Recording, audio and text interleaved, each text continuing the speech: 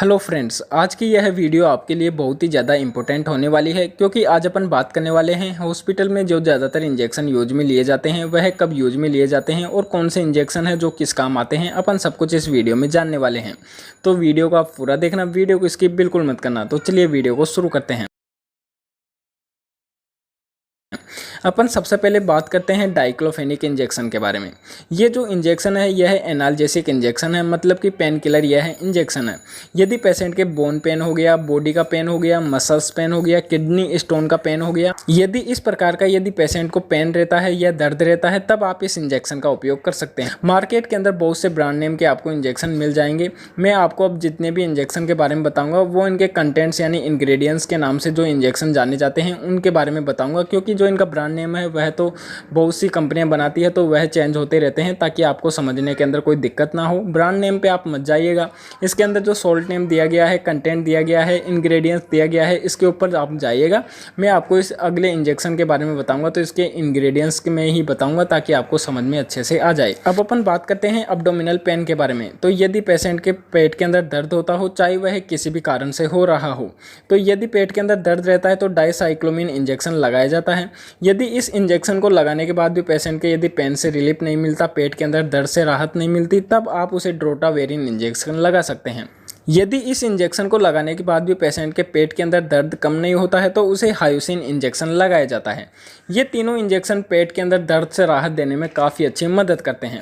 अब अपन बात करते हैं एंटी एमेटिक इंजेक्शन के बारे में, मतलब कि ऐसे इंजेक्शन जो कि वॉमिटिंग या उल्टी आ रही है पेशेंट को तब लगाए जाते हैं। तो अपन सबसे पहले बात करते हैं डोम्पेरिडोन इंजेक्शन के बारे में। ये जो डोम्पेरिडोन इंजेक्शन है, यदि पेशेंट को वॉमिटिंग बहुत ज़्यादा हो रही है, साथ में उल्टी आ रही है, तब आप इस इंजेक्शन का उपयोग कर सकते हैं। वॉमिटिंग या फिर जी मचलाना इस प्रकार की यदि समस्या रहती है तब आप पेशेंट को डोम्पेरिडोन इंजेक्शन लगा सकते हैं। ये डोम्पेरिडोन के बाद में जो मोस्ट पॉपुलर यूज में लिया जाता है ओंडास्टेरोन इंजेक्शन है। आप इसे एमसेट के नाम से भी पॉपुलर, इसका जो ब्रांड नेम है, ज़्यादातर यही इंजेक्शन यूज में लिया जाता है, ओंडास्टेरोन, जो इसका पॉपुलर ब्रांड नेम है एमसेट। साथ में अपन बात करें मीटोकोलोप्रामाइड इंजेक्शन के बारे में। इसका जो पॉपुलर ब्रांड नेम है, मार्केट के अंदर रेगलोन के नाम से बहुत ही ज़्यादा प्रसिद्ध यह इंजेक्शन है। तो यदि अपन इसके जो कंटेंट्स की बात करें तो मीटोकोलोप्रामाइड इसके अंदर इंजेक्शन दिया गया होता है जो कि आपको वॉमिटिंग यानी उल्टी से राहत देने में काफ़ी अच्छी मदद करता है। साथ में यदि पेशेंट का मन उल्टी का कर रहा है या जी मचला रहा है तब आप इस इंजेक्शन का उपयोग कर सकते हैं। अब अपन बात करते हैं मोस्टली यूज में आने वाले एंटीबायोटिक इंजेक्शन के बारे में।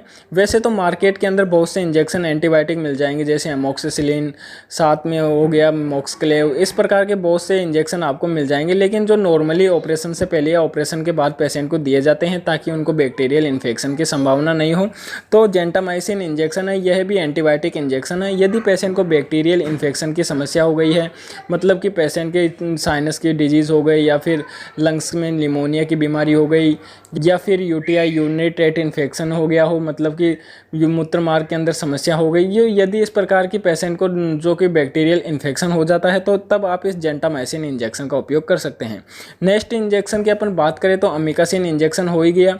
यह भी एंटीबायोटिक इंजेक्शन है। यदि किसी पेशेंट का ऑपरेशन होकर आया है तो यदि पेशेंट को किसी भी प्रकार की बैक्टीरियल इन्फेक्शन की संभावना ना हो, उसके इन्फेक्शन ना हो जाए, तो उनसे यह इंजेक्शन बचाने का कार्य करते हैं।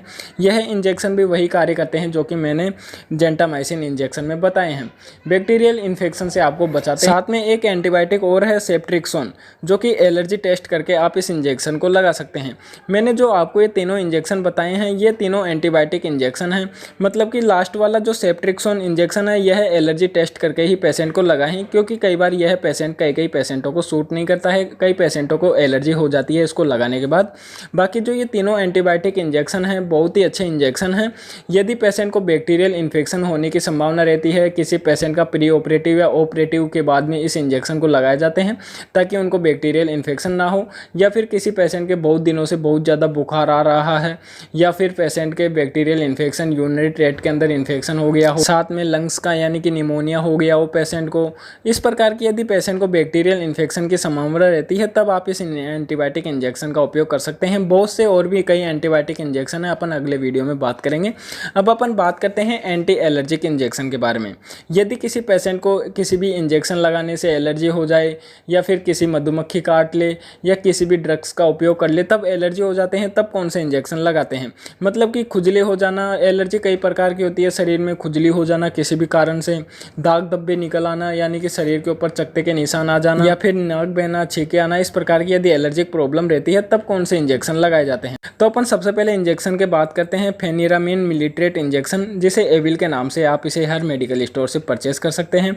तो यदि पेशेंट को एलर्जिक प्रॉब्लम रहती है तो आप ये वाला इंजेक्शन है फेनिरामिन मिलिट्रेट एविल नाम से आप इसे लगा सकते हैं। बहुत ही अच्छा यह एलर्जी से राहत देने में कार्य करता है। नेक्स्ट इंजेक्शन की अपन बात करें तो डेक्सामेथासोन इंजेक्शन, मतलब कि डेक्सोना इसका पॉपुलर ब्रांड नेम है।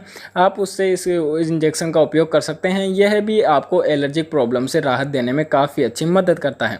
तो यदि पेशेंट के खुजली चल रही है, दाने दाने हो गए हैं शरीर के ऊपर, या फिर छींके आ रही है, या बहुत ज़्यादा एलर्जिक प्रॉब्लम रह गई है, तब आप डेक्सोना इंजेक्शन का भी उपयोग कर सकते हैं। नेक्स्ट अपन इंजेक्शन की बात करें तो बीटामिथासोन भी, यह भी एक प्रकार से एंटी एलर्जिक इंजेक्शन है।